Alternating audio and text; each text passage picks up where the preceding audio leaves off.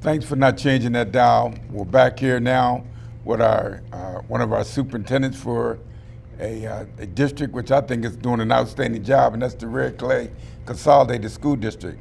And we have the superintendent here, Dr. Mervin Daugherty, and he's going to speak with you on some great things that are going on in his district. So Merv, thank you for coming out on a Sunday evening to sit and talk with us. We were just excited to be working with you guys on the things you're doing, and under your leadership, I see some great things happening with the young people, and more importantly, along with the parents. That means a lot. Well, thanks for having me out tonight. Right. Well, there's a lot going on. We just started school. We're finished in our second week, and we're a little over 18,400 students. Oh, that's a good number. Fantastic. We're large. Yeah.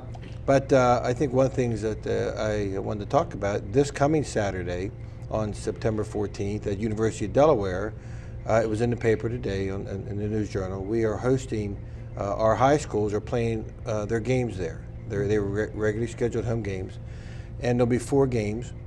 But the opportunity for our young men and our students to play on the field with a partnership with the University of Delaware, not only to expose the athletes to University of Delaware, but to expose them to the school. We're hoping that they take the time to walk around the campus, take the time to see the school itself. And that's just part of what we're trying to do with our college and career readiness programs, from a wide range of activities. It's not one thing that will get a student involved. You know, I hear a lot of students all the time talking about, I want to go to college, I want to do this. Well, one avenue can be sports or the arts, talent, but you still have to have the grades. Yes. And so that's what I like, what we're trying to do in Red Clay, by informing the parents of things that we do, such as our 9th grade academies, pushing our SAT programs, the program that we have a partnership with with Del Tech University on vocational skills development, which I spoke to the students last week.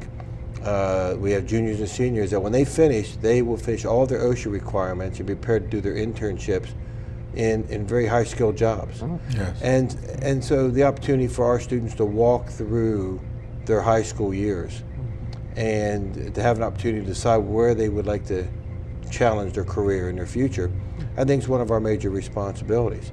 I'm excited about what we're trying to help parents with. We're having this year with parent universities, where there are nights to inform parents on different programs, and there'll be information out through all of our avenues, not only this TV station, but on our radio stations, on Ed TV, through parent information through our website.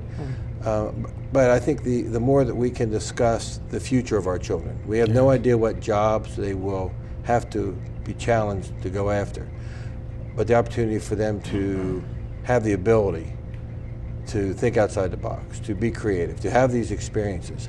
You know, I think one of the things that we do that's exciting is their sophomore year, they get a chance to pick a college within a 2-hour radius and go for the day, which the foundation pays for. I think that's, we had over 700 students take us up on that last year when they're sophomores, because by the end of their sophomore year, we would really like them to get ready to take the SAT. And I'm very proud of what our teachers have done and our schools have done with the SAT. We added 11% more students to take the SAT last year, and our scores went up again. And we're number 1 in the state in SAT junior and senior college readiness. But there's still a lot to do. Yeah. And I think one of the things that you guys and a lot of other people do, but to get parents involved, to help them understand the process. This January, I'm going to be doing 2 workshops for parents, and we're going to send mailings out on having a career plan for your child all the way through high school into college. And I think the opportunity to plan that out, to understand that it's not about the money to go to college, because there's scholarships out there. They're academic scholarships. There's always more academic scholarships than there are athletic scholarships. And when our children understand that, and they see that there's an opportunity, I think that's why I'm really excited about when all of our sophomores have the opportunity to take the SAT. They all get to take it, and I think that turns a light bulb on for some of our students that were one time didn't have a chance.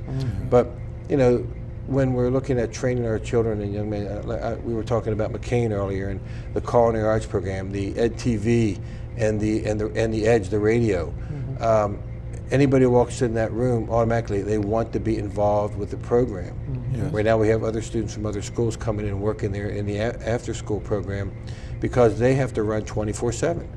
So anyone who's involved with TV and radio, they have to understand it takes a lot of time and energy to plan one program, but they're planning around the clock, and I think that's extremely important and a great learning experience for our young people there.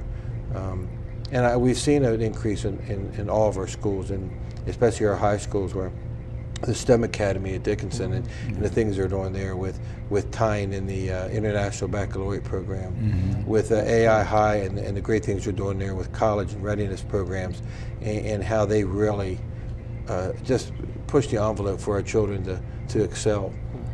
But Red Clay's a big school district, and when you think about 7 high schools and the diversity, the variety, all that goes on with our school district, and the larger you become, the harder things are to do. And I'm appreciative of the collaboration that occurs with the partners that we have throughout the state, because we couldn't do it ourselves, and that's why the parent pieces we've talked so much about is extremely important. The community, the meeting we had for our children, and with the Newcastle County reps and the city council and the mayor's office all showing up to have a real good discussion on how we can help our children become better, to become great.